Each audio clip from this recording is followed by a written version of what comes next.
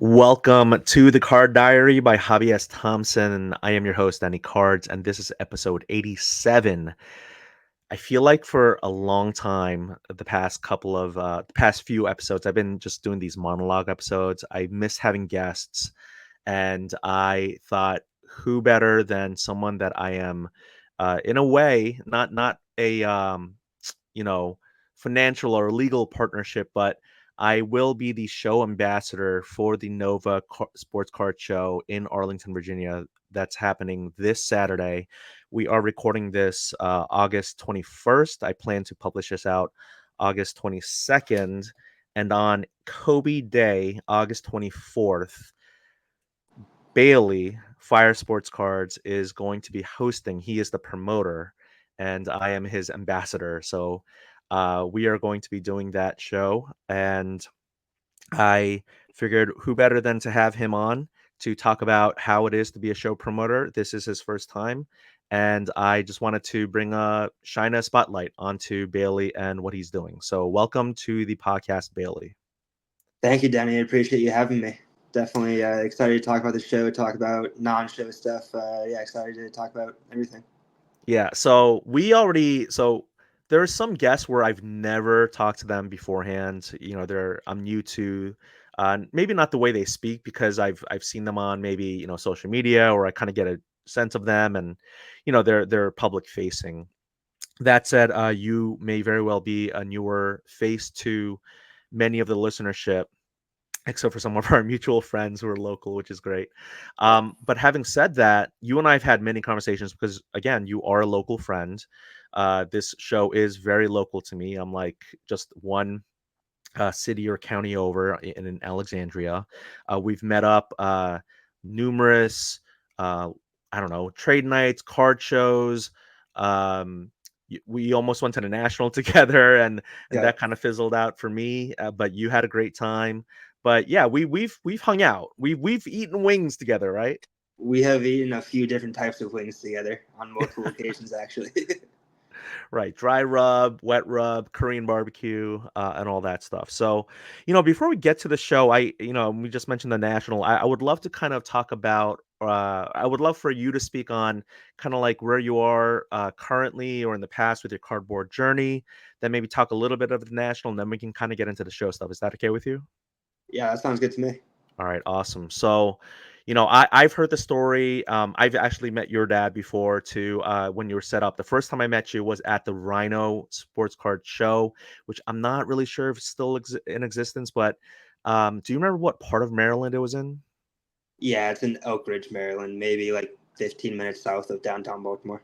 Yeah, it was in Elkridge, Maryland, in a volunteer fire station Yep, house. yep, Yeah. Elk Ridge Volunteer Fire Station. And I came up to your table, we made a trade. Usually like these the thing that I love so much about these shows is, the community, right? And you didn't know me, I didn't know you. And we just made a trade and we kind of like clicked, we bonded, right? And I was talking to your Definitely. dad, and he was it didn't seem like he was set up. He was more of like kind of supportive of you. But does he collect too? So he collects whatever I suggest he should collect. He loves sports. He grew up in New England, so he's a Patriots fan. He's a Celtics and Wizards fan. Uh, Red Sox fan. So any kind of cards along, those lines he enjoys to collect. So recently he got an in-person autograph of Robert Parrish. He's really been enjoying having that. Uh, for Father's Day, I got him a Rafael Devers patch auto. So he's got a growing collection, but yeah, he just takes recommendations, and yeah, he enjoys player autographs. He enjoys taking recommendations. And yeah, if it's not a player that he doesn't have any like personal connection with, he doesn't really care. Okay, gotcha. So, and one thing I did want to note is I did adjust my gain level. So I don't know if my audio earlier was bad, but we're gonna just power through. So it seems like you are an influencer, at least to your dad. You influence his card purchases. Yeah, definitely. I mean, yeah, on my dad's side at least, like he understands that if I'm suggesting for him to buy something, that he'll definitely enjoy it. I, but yeah, I mean, beyond that, I definitely trying to grow more into, I guess, the card influencer kind of space. Yeah, So does he inspire or influence you with your card? Like I'm guessing when you were younger that he did influence your sport love of sports. yeah. So when I was younger, he definitely influenced my love of sports. I will say I don't think a ton of it necessarily stuck specifically because he's a New England fan, so a Red Sox Patriots. He went to college and lived in DC for a while, so that's why he's a Wizards fan. Uh, but I'm a New York sports fan, Yankees, Giants, Knicks. So there's definitely a bit of a rivalry there. But I think it promotes a nice, healthy relationship because we can kind of make fun of each other's teams whenever we're doing bad. We can support each other whenever each other's Mhm. teams is doing well, which is a little bit easier right now that there's no Tom Brady on the Patriots. But yeah, Right. Yeah, they're definitely easier to beat now. yeah, But no, I mean, isn't that what this is all about, right? I mean, I kind of I've explored this numerous times on my podcast, and my content is like the cards are wonderful. That's why we're here, but like why do we stay? Not just why do we come into the hobby? We can talk about the whole flipping and all the ways to make money in the hobby, but like it's ultimately just it's my theory or thesis, whatever you want to call it. It's we stay for the bonds like this. You have this special relationship with your father through sports. yeah, yeah. No, like I remember as young as like 2 or 3 years old. I'm pretty sure my earliest sets of cards from like packs that I opened were 2002. Wow. But like those were from us going to Walmart, CVS, getting like the dollar packs off of the hanger or out of the retail box, and just being excited about getting players that you enjoyed watching. And it was something that we would do pretty much every week because back then you could get packs of cards for not much money. So it would just be a very fun way to be able to bond with my dad, and it was a good way to educate me on active players, on historical players. Yeah, definitely a good way to help get me into sports as a very young kid.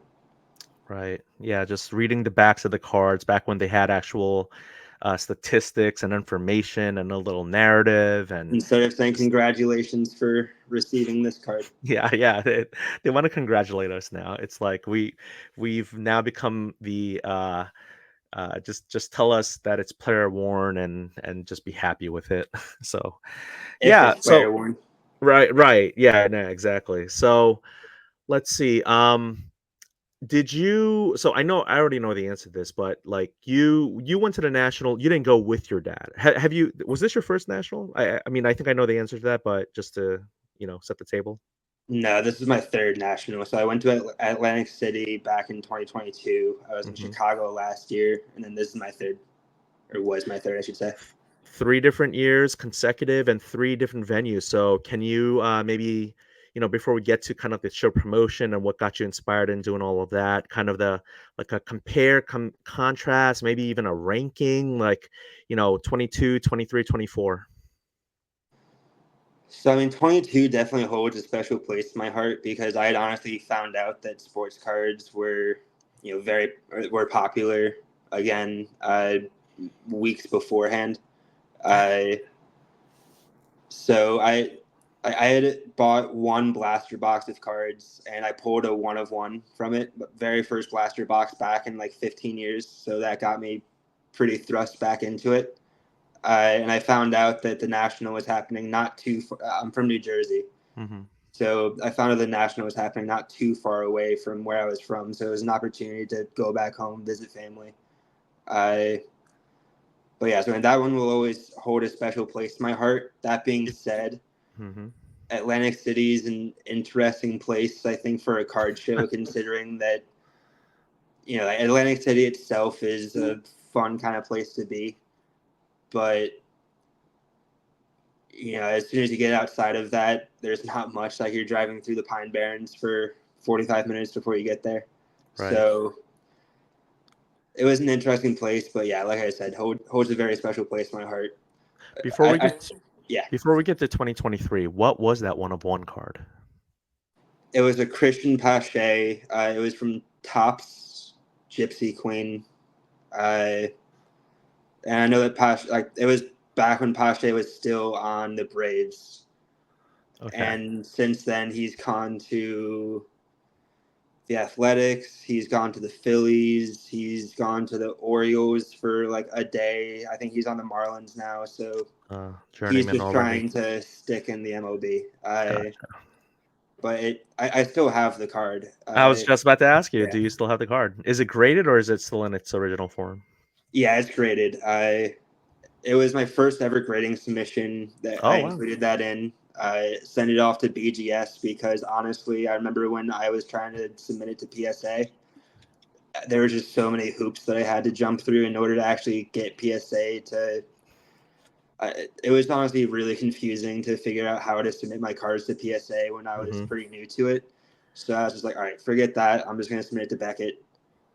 And I got it Beckett 9.5, so I'll take that. Gotcha. All right, cool, cool. Well, it's in your it probably well, it certainly I imagine holds more sentimental value than monetary value given his journeyman status already. So, but I Yep. didn't know that And story. That's cool. Christian yeah, Pache. definitely. At first I was like, who are you talking about? But I think I've seen some of his rookie cards. And yeah, and he's a baseball player. So okay, well that's cool. So that's 2022. Now, how about 2023?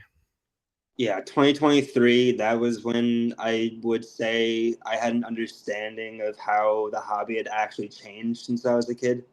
So rather than just going just to see, I kind of had like a plan in mind. I had, specific cards that I was trying to bring home with me.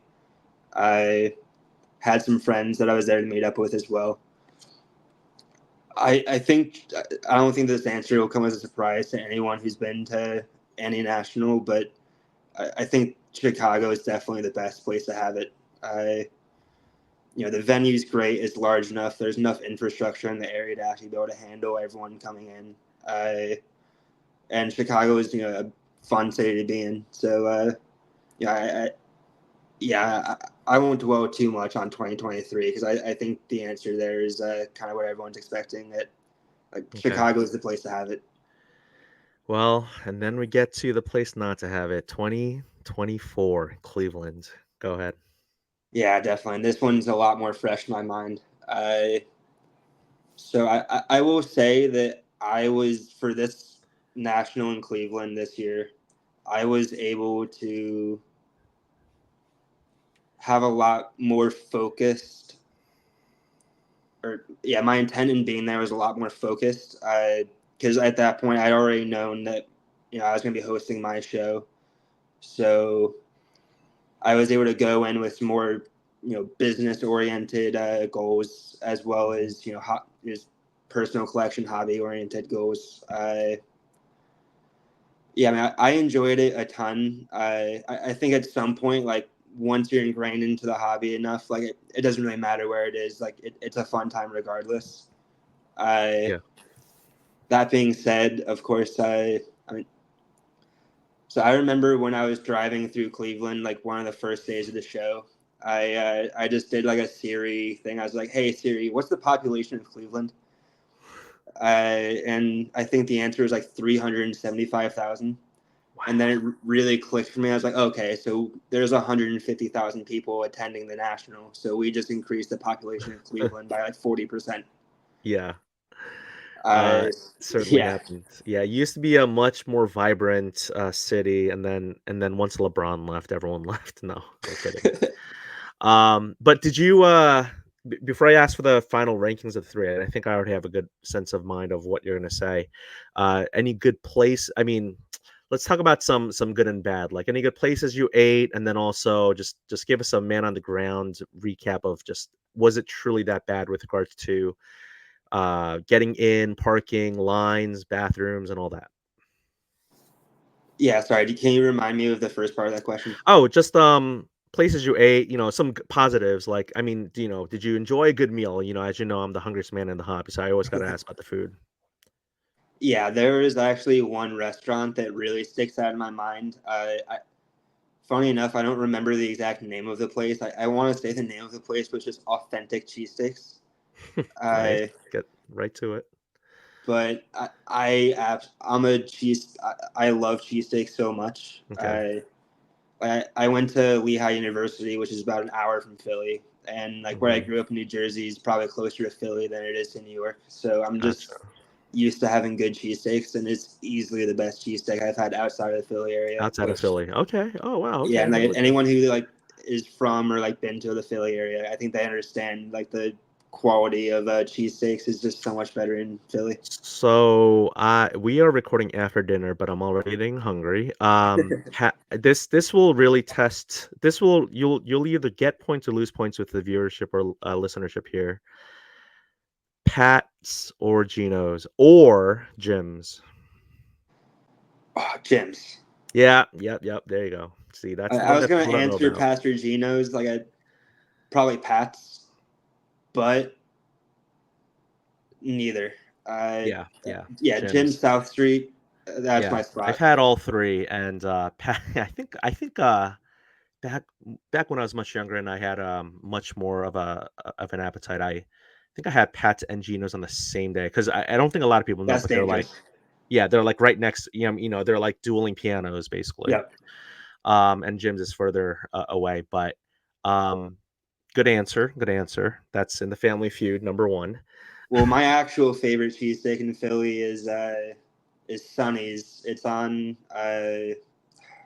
Market Street, Okay. just a little bit north of Jim's. I guess Jim's has multiple locations, but Hmm. Sonny's they make their own cheese whiz. If you've never been, try it Whoa. out. I didn't know you could make your own cheese whiz. That sounds dangerous. Yeah, Um, that sounds awesome. I mean, I guess cheese whiz is just kind of like queso that's, just comes out in that uh CO2 canister or however they do it. I don't even know, but yeah. interesting. Okay, cool. So it seems like I would say the rankings for national venues or experiences 2023 is definitely number one. I'm guessing. I mean, well, no, actually, I won't say definitely. I think 2024 is definitely last. You did say that 2022 held us, a special place in your heart. Is it enough to take over Chicago 2023? Definitely not enough to take over Chicago 2023. I think my answer here might actually be surprising to you. I would just general experience. I'd probably rank 2024 in Cleveland above Atlantic City, Wow. and I think Okay. it's Oh, because because okay, go ahead. Yeah. yeah, I think it's because when I was in Atlantic City, I was really just trying to figure out what I was even doing there, and like I see. I see. So not from a yeah, venue perspective, but just from your experience and kind of like, you were so new back into the hobby in 2022. You were almost like I know you now to be just such a sharp, motivated individual, but who knows what he's doing in the hobby. But 2 years prior to that, much like me, like I almost went to the Atlantic City National because my you know, the rated rabbi, who is, like basically a neighbor to me, was like, "Yeah, I'm gonna go to this card show," and he was my entry, my gateway back into the hobby, and he was like, "I'm going to the national, Atlantic City," and I was like, "Oh yeah, I've been to that," which I have been. I've been in, I think it was like 2009 and 2012. yeah, Uh, and both times in Baltimore. And I was like, "Oh yeah, I've been to that." And and he was like, "Did you know cards are huge now? Back to being huge." And I was like, "Oh, I don't know." Like he really tried to get me to go. I'm sure it would have been fun if I did, but it very much was like I mean, now, like, I mean, yes, I didn't go to 2024, but 2023, I went for almost the entire week. You for 2024 went for almost the entire week. Like, in 2022, because I had like no actual, I don't know, current experience, like the current landscape with grading and just retail and just everything is so different. Breaking, um, I would have gone as just kind of like a deer in the headlights, just kind of like what is going on here. Yeah, no, that's exactly how I felt in 2022. I think one of the things though, like hopefully I quantify this for some people in 2022 when I was at the national. The main thing that I like the main like physical things I came away with were boxes of cards, whereas yeah, and whereas now like I'm coming away with singles. Yes. Yeah, and that's a whole other obviously discussion that could take I'm sure many hours. Right. Right. So, okay, before we get to the shows, and we're about 20 minutes in here, I did want Okay. to give you an update because I recently on Instagram, when I say recently, just this evening, made a post about how I have 119 cards out for grading with PSA, spanned across 5 separate orders. Um, Curious how many of those are mine. I feel like it's got to be almost over half. Exactly, so that's what I'm about to get to. So I have 5 orders. The most, recent one is 21 and then 10, which is the NBA special, 21 again, which is a value bulk. Both of them are value bulks. 22, which is value bulk, and then, 42, which is the July NFL 1990 special. So on that one, I won't go through the entire thing. So out of 42 items, I believe, and I'll just reverse 1, 2, 3, 4, 5, 6, 7, 8. Only about 8 of them are mine. The rest of them are yours. Yep, sounds And about right. then and I won't do this for every single order, but then for the value bulk that we did like 2 weeks after, because it was in the month of August, you and our 2 mutual friends, we submitted, see, it says images coming soon, so I can't see it, but I was gonna do the count up. But I do love the PSA app. They're not that they're a sponsor or anything like that, but it really does make, it reduces friction with, just seeing your cards, having it digitized. I haven't tried the vaulting yet, but just kinda like selling, on listing on eBay, you don't have to take really nice pictures of your cards. You can just save the image that they've already put up. So I think it's really a great way to sell online.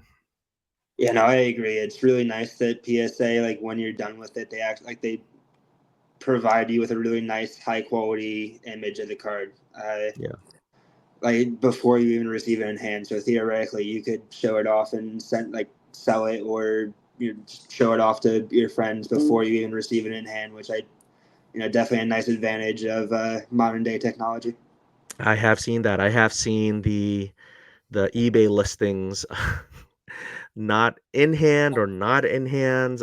Instagram stories where it's like, this is coming next week, offer up OBO, and I'm just like, man, you don't even have the card, but I think it's Yeah, great that people are that excited.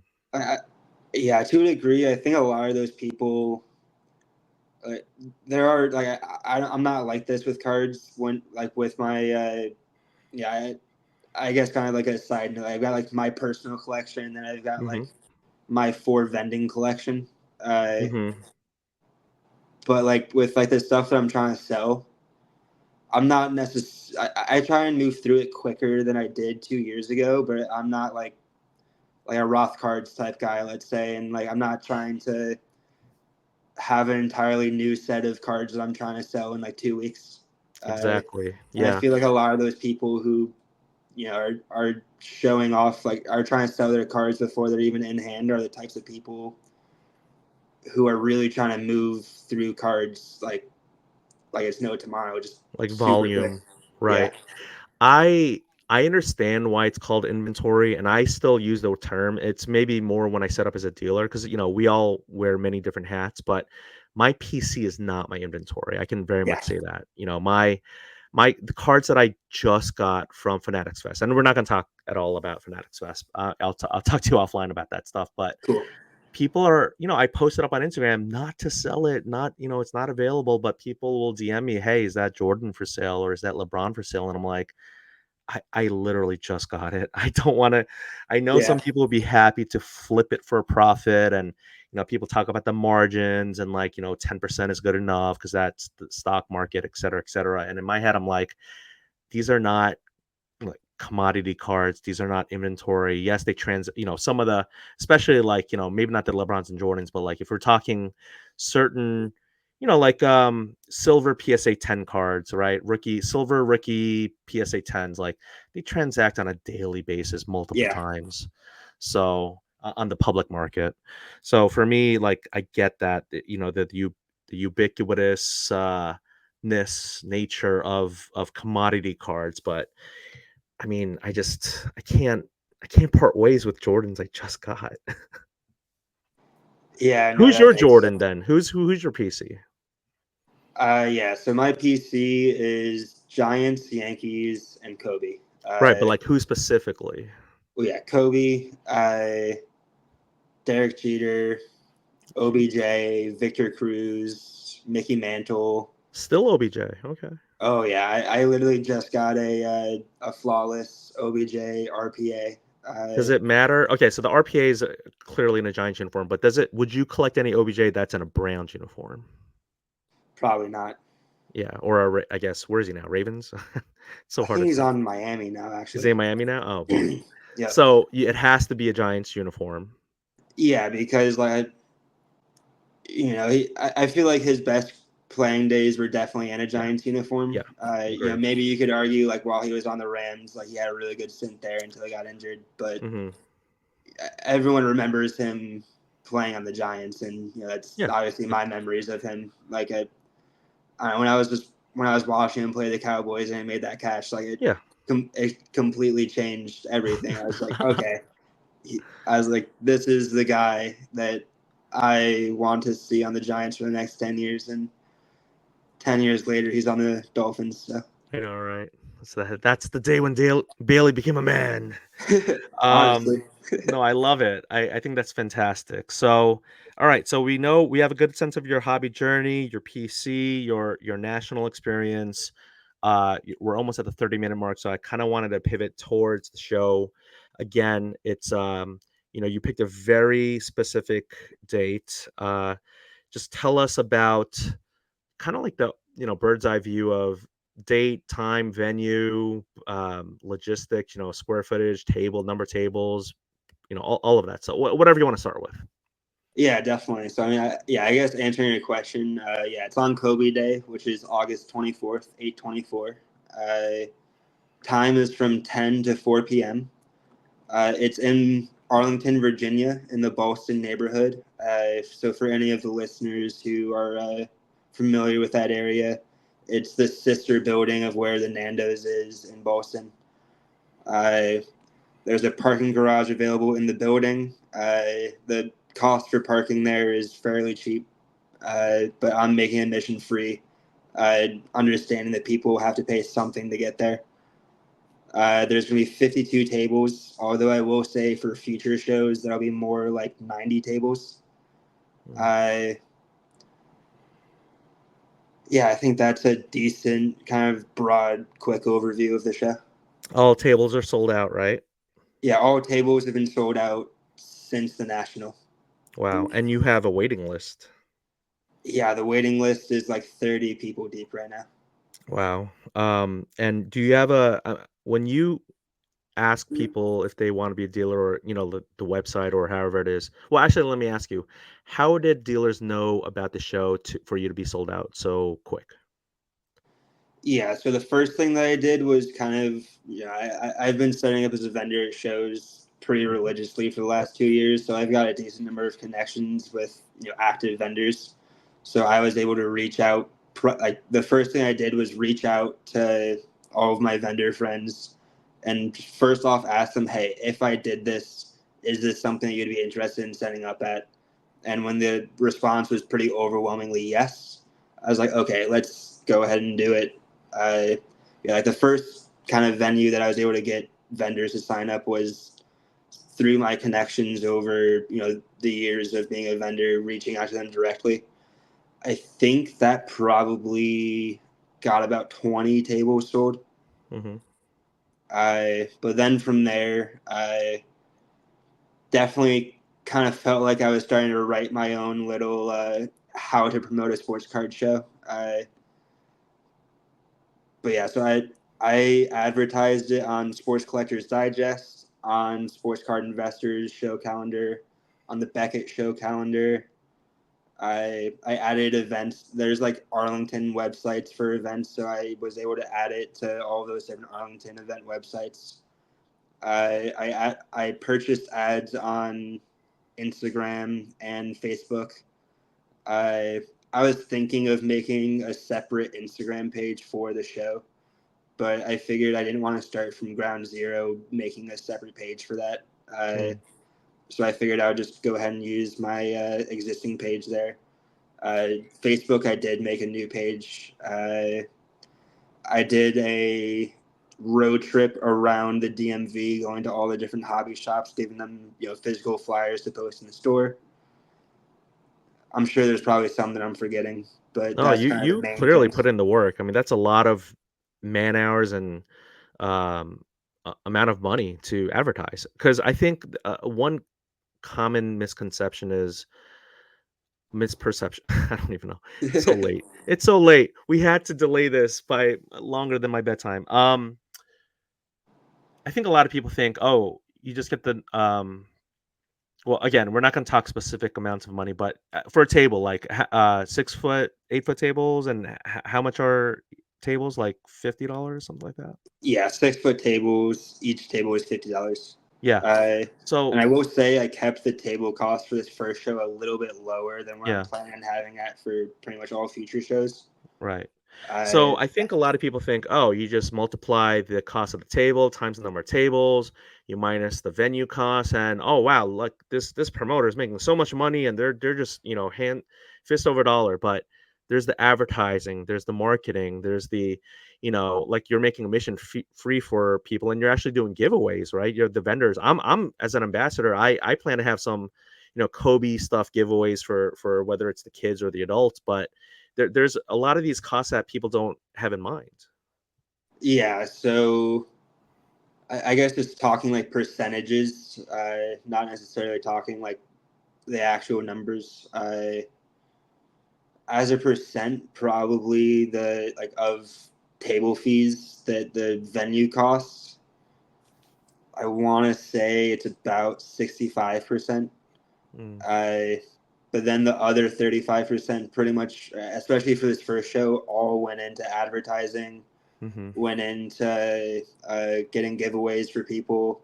Something that people don't think about. You need event insurance for renting the space, mm, which is definitely a solid chunk of cost. That's probably like 10% of the table fees. okay, Yeah, so there are a ton of other costs associated with it. gotcha. And can you tell us a little bit about the venue? Like I've been in the Boston area. There's you talk about that Nando's. I don't think I've been to that particular Nando's, but I've definitely had Nando's peri peri chicken. Shout out to Nando's and its wonderful South African chicken. Ballston Quarters nearby, which again for people who are just not in this area will be like, what are they talking about? But Ballston is a pretty nice neighborhood in Arlington, Virginia. Really near, I think a lot of people know about, say, the Pentagon City, maybe not so much Crystal City, but Ballston, Clarendon Courthouse. That's called like basically like the Orange Line corridor because that's the Orange Line Yep. from DC out to the more, I guess, suburbs of Northern Virginia. But Ballston's a really nice neighborhood. Parking will be tough, like in terms of like there isn't a lot of street parking, but like I said, there's the garage and there's also the mall parking, which is just 2 blocks away. Yeah, so yeah, I guess like logistics wise with parking, like yeah, there's the parking garage available in the building, but Boston's a pretty built up area, so there's so many other parking garages in the area. Yeah. And to your point, there is the parking garage at the Boston Quarter, which if I had to guess, that you can probably fit 10,000 cars in there. Yeah. Yeah. Exactly. It would be. Do you have an expectation or a hope for the number of attendees? Like, are you gonna have like one of those clickers? Like, are you gonna be at the front? I know you're not gonna charge admission, but do you have a way of kind of figuring out how many people come in and out through the door? Yeah, so generally the way that I'm going to be able to figure that out, I have to be able to give out raffle tickets in order to do the Oh. giveaway. Mm-hmm. So I know the number of the first raffle ticket that will be given away, and I'll know what the number on the raffle ticket is that's left when the show is done. And Yeah. I'm assuming there'll probably be some people who are just too unbothered to grab a giveaway ticket. Like they just want to get in, get their cards, and get out. True. So I'm sure that it might underestimate a little bit. But yeah, I think that's generally how I'm going to figure out how many people are there. Okay, cool. But I guess to set a goal for myself, Mhm, when I was like first thinking of this, in my mind I was like, if I can get 200 people to come out, that'd be great. But the more that I get feedback from people, and the more that people tell me like, yes, I'm coming, and yes, I'm bringing my friends, and this and that, mhm. I think 500 people honestly wouldn't be unreasonable, if not Wow. a lot more. So Well, with the help of a show ambassador such as myself, trying to get some, people through that door, get some feet coming through the entrance there. Yeah, I really hope for a successful show, and, I think I checked the weather. I think it should be pretty nice because I think you and I talked about, and before I get to this whole trade night thing, um, I mean, can you kinda talk about, like, what made you think about doing this show in the first place then? yeah, so there were some talks amongst. I think like I remember you had mentioned at some point like wanting to put on a show in Arlington. Uh, Yeah. I "You know stole that my I. idea, Bailey." No, I'm kidding. I can't it's just I'm pulled so many different ways, but go ahead. Yeah, but like I remember like you had mentioned it. I remember. Yeah, I'm not sure if Ryan with Mid Atlantic had ever like Mhm. made this public information, but he was going to put on a Shout show in out to Arlington.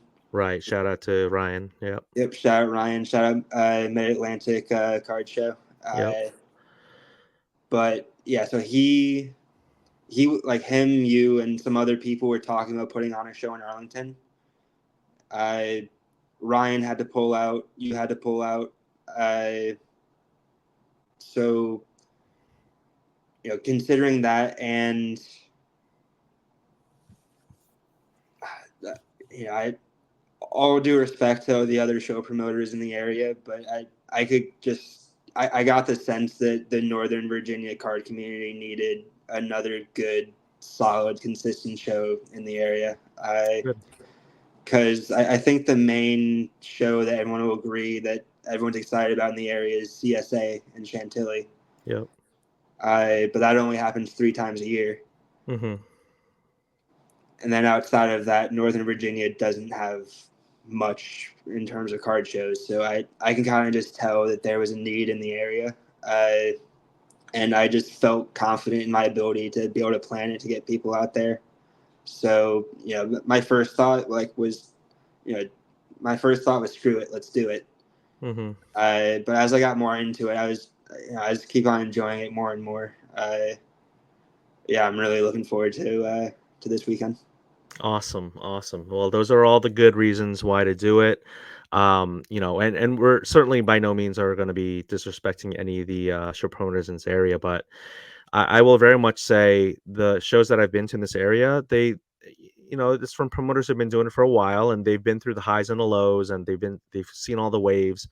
But one thing that we heard a lot about the national, and say by extension, I eventually will talk about the East Coast National in a future episode, but there are there are different dealers who cater to different clientele, and Definitely. one of the shows, right, half of the event space is comics, which sports and Pokemon people have no interest in, and Yep. then another one is like in a hotel basement. It's just it's low ceilings, it's a little dingy. I'm sure the rent the rental fee is pretty low, but it's just nothing's gonna compare to Fanatics Fest, and I'm not here to talk about it, but having a more modern feel is not such a bad thing. It's not, some people may feel like it's a threat to the old guard, but there can be different shows for different clientele and different just ambiances and different cards. So, I think there is a place for vintage collectors and vintage baseball and binders and white boxes, but that's just not, you know, if I see a value bin box, I want it to have like, 90s and early 2000s basketball cards, like refractors. Yeah, I hear you. So but no, I think the way you said it is really good. It's you saw there was a need, and you're like, I think I can execute it. And a lot of my podcast has been about just it just do it. Just Yeah, go ahead, why not, so I'm glad you're doing it. I'm really proud of you. yeah, I definitely appreciate that. Yeah, that feedback and the the words of support there. But yeah, I mean, I guess to kind of like keep going off of your point there. I like for instance, like the show in like the basement of the hotel. I'd say that's more like a baseball focused show. Hmm. I've honestly never been to the half comics, half sports show Hmm. because the promoter never responded to me. But yeah, so yeah, no, and yeah, I could just see that there was a need that the feedback from people was that we want more in the area, and I think that's what I've been able to do. Yeah. And of course, slightly unseen because we still haven't had the first show yet. But Right, right. We do have to see how it goes, but I yeah, we definitely have I don't want to say like high expectations. We wanted, I'm going to do my best to make sure we get a lot of people through the door. You certainly don't need help selling tables because they're already sold out and there's a deep wait list, but yeah, like the main thing is at this point is day of logistics, which as an ambassador, I'm not just there to cut content and just screw around. I want to make sure people have a good time. So I will be going around, make sure everyone's doing well. Just if people want me to ask me where the bathroom is, I'll guide yeah, them. If I see trash on the ground, I'll pick it up. Just the way I want to take this ambassador. And it's so funny because you and I talked about it kind of like tongue in cheek after the whole national ambassador thing didn't work out for me. But I've thought a lot about what it means in general to be kind of like to represent a show. And yeah, it's great that you're promoting it. And there's certainly a lot of risk. Like if you can't sell the tables, you can get underwater and all that stuff. But there's I'm just glad to be helping out a local card friend. And you know, um, I just have I just want to do everything in my power to make sure that it goes well. yeah, I definitely appreciate that. And I think to your point, like I think we're both trying to are going to be figuring out what it exactly means to be a show ambassador. So yeah, because yeah, and to another one of your points, I'm definitely not able to do it all alone. I Mhm. like I'm not gonna have a table at the show, so I'm gonna be pretty focused on making sure the show goes well. Mhm. I but there's only one of me, and there's 52 tables. I think it's like 35 vendors, and Oh, because they have multiple tables, right? exactly, and hopefully 500 plus attendees. So there's one of me for a lot of people and a lot of stuff going on. So I Yeah, definitely absolutely.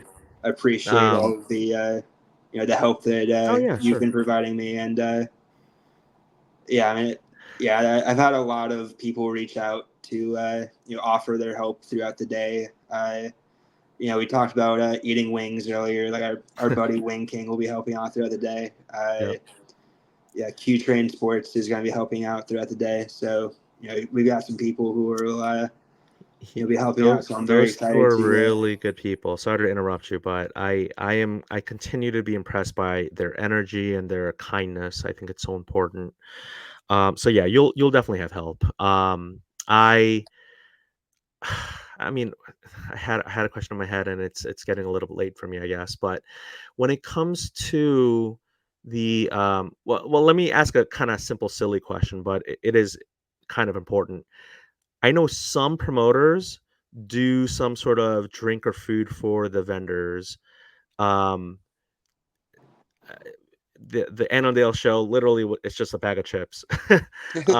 Ryan does like pizza and coffee, Mid Atlantic Sports Card Show in Silver Spring, Maryland, who I will have on this podcast.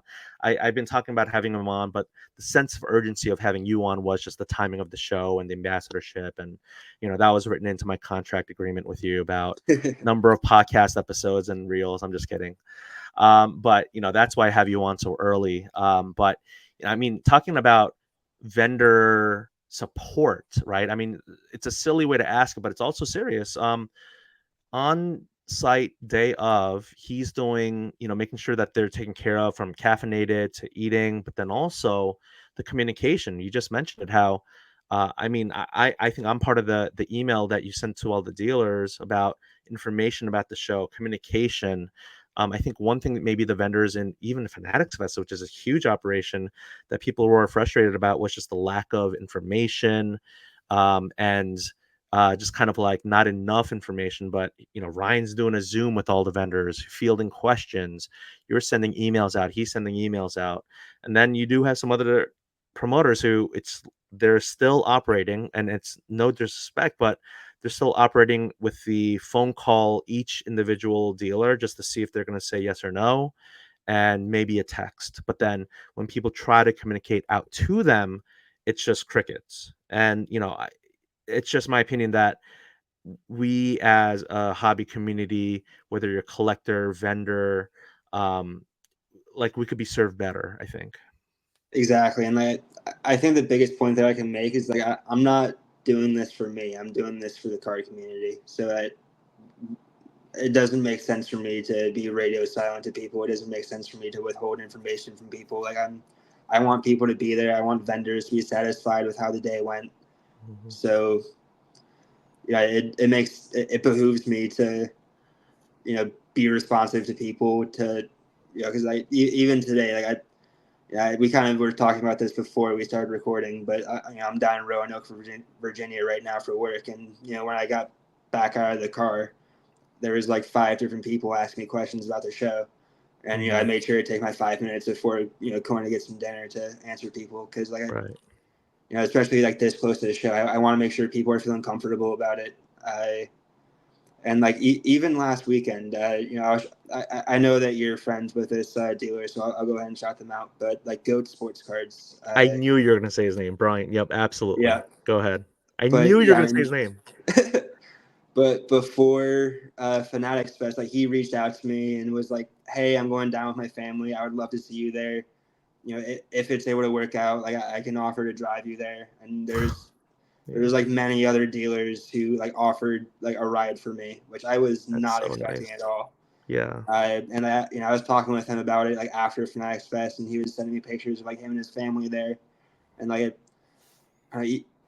even if not for keeping everyone in the loop, keeping everyone up to date, making sure everyone's satisfied with how it's going, like I'm creating connections with people that I would not be able to make otherwise. So it's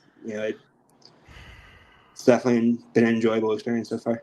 Yeah, I got invited to his 4th of July summer bash. Like this guy That's is so awesome. kind. He's so kind. I'm not going to get into all the reasons why I took a hiatus from the hobby, but upon my return, I just wanted to surround myself with good folks, and he's good folks. All the people you mentioned, I love this card community, and the local one is really just we just have a really good group. I And I would tend think to agree. we just want to, yeah, we just want to keep having fun. We want to keep the good times rolling, eat some good food, hang out, grade cards together, and just it's. I mean, it can be we can all win, so to speak. Like it doesn't have to be binary. I know with transactions it can be very zero sum. Like, you see a lot of this content on in our hobby space, right? Who won the deal, or flip the coin, who's gonna get the better end of this? And it's like, when it's done right, both parties can succeed and do well. And when it and take out the transactional side of things and like the cards, just more of like supporting each other, right? Like I would love um you know if I ever do a show or if I do a trade night, I know you got my back. I mean, because we're all here for each other. Yeah, exactly. Like when I first joined, like I shouldn't say joined. When I first got back into the hobby, Hmm. I I was doing some shows with I was doing some shows that was definitely run the older kind of way, and like the impression that I got from those shows was kind of sink or swim. I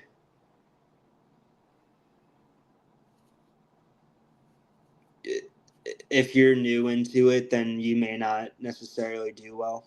That was kind of Oh, the I feeling I yeah, got from some of those other shows. But right. once I started moving to some other shows, started talking to different people, I kind of realized that and I guess this probably brings up another point of bad actors in the hobby, but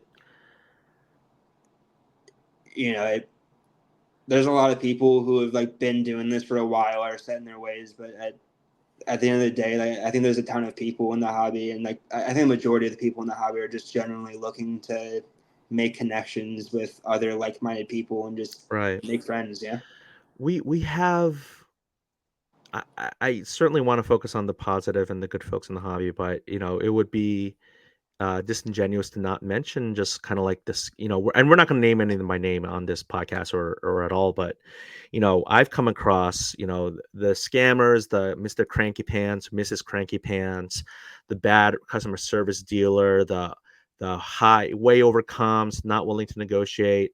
Um, Not going to mention my name. I don't think I caught it on camera, but like I've had some people, uh, you know, kind of say, at the at Fanatics Fest, every single dealer, hey, I got some cards, or would you be possibly willing to do a part cash, part trade deal? Yeah, sure, I'll take a look. I love that. Yeah, it depends on what you got. Sure, I'll take a look. Everyone wants to take a look, and that's great. East Coast National, there were several dealers who were like, "No, I'm just trying to move inventory. I don't." Yeah, they didn't even want to look. And in the process of looking, you can just strike a conversation and just keep someone at your table when you immediately say no. And it wasn't like I was just going up to tables being like, "What's your best?" Or because I saw some members of the public who were just not on their best behaviors, whether sure. they knew it or not. But what's your best and what's your lowest, and like you just come up, hey, do you do trades? Like that's not the way to, in my opinion, it's not the way to operate. But I'm just trying to strike up a conversation with the dealer. Hey, I like these cars. Would you be willing to do? And they were just like flat out no's. And it's like, well, you might just go home with all of your inventory still intact because you're not willing to have a conversation. So there is, and I don't want to just necessarily call it the old guard, because I'm sure the old guard also doesn't like the, you know, I don't know if anyone in their 60s is going to be like, "What's your best?" That's usually more of a, Yeah, a younger person's way, because I saw it happen a lot with these teens and early 20s kids. Just come up to a show table, "What's your best?" And then they get a number and they just like walk away. They don't even say thank you or, you know, goodbye. They just go away like you're like a video game and you're interacting with you remember like NPCs, non-playable characters. You're just like no, these are real people. We are all real people. You shouldn't operate as if this is an NPC. But we have that type of behavior going around. But no, it's good that I think I've seen your dealer list. You have such a good group. It's most people that I know, like I've bought from, I've traded with, I've sold to. And I think you're gonna have a really good group of dealers, kind group of dealers. Who knows who's gonna walk through that door as a member of the public, but I know that we're gonna do our best to just make sure people feel welcome, right? yeah, exactly. Yeah, that's all I really want. I just want, if anyone like it if news of the show comes in front of anyone, the first thing that I want them to be able to understand is I'm welcome, and then if they actually are able to go, I just want them to go away from the show understanding like I had a great time, but B, that I was welcomed here. I'm welcome back, and this is a place that I want to see myself in the future. So Right, right. yeah, and that's That's all that I can really ask for, honestly, is because if that's the takeaway from from vendors, from attendees for the show, then it's only up from there. oh my god. Mid gulp, you ended your sentence. Um, I'm really excited for you and this local car community. I think it's going to be a great show. We're going to do our absolute best to, again, I'm not a host, but I'm an ambassador. I'm going to just make sure people are doing well. And if I got to figure out who's the biggest out of all of us who could be a bouncer. I don't know if I can be a bouncer, but if we need to get the riffraff out of there, we're going to have to get someone to flex their muscles and get someone out of there. I'm sure my Um dad, 5'2", fresh yeah, off of knee surgery. I'm sure he'll Good Hey, job. he's scrappy. I mean, he grew up in the Massachusetts area, so you got to watch out for the small ones. They can scrap. Exactly. No, that's great. But no, thank you so much for sharing your journey. We are almost at the hour marks, and I knew we were gonna blow past 30 to 45 minutes, but Yeah, I I don't was want to go predicting. past an hour. Yeah, I don't want to go past an hour. We're just gonna have to do a follow up. Whether it's like next week or sometime. Would love to have you on again and just talk about how things are going. I am just like I said, like I don't want to sound too parental or but I really am. I'm truly proud of you for doing this and taking the like you are actually, like anytime you do something in this hobby, you become a potential source of criticism, or like you're the man in the arena that Theodore Roosevelt talks about. Now, I mean, I've certainly felt that way with what I've been doing. It's just it's the nature of the beast is you're gonna get a lot of people who have opinions, right, good, bad, and ugly, and whatever it is. But for you to just be like, you know what, I'm gonna do this, and I'm gonna do my absolute best with driving out to LCSs, marketing online, getting us into what is it, the Arlington Now, ARL Now. Shout out to ARL Now and ALX Now, our local online newspapers.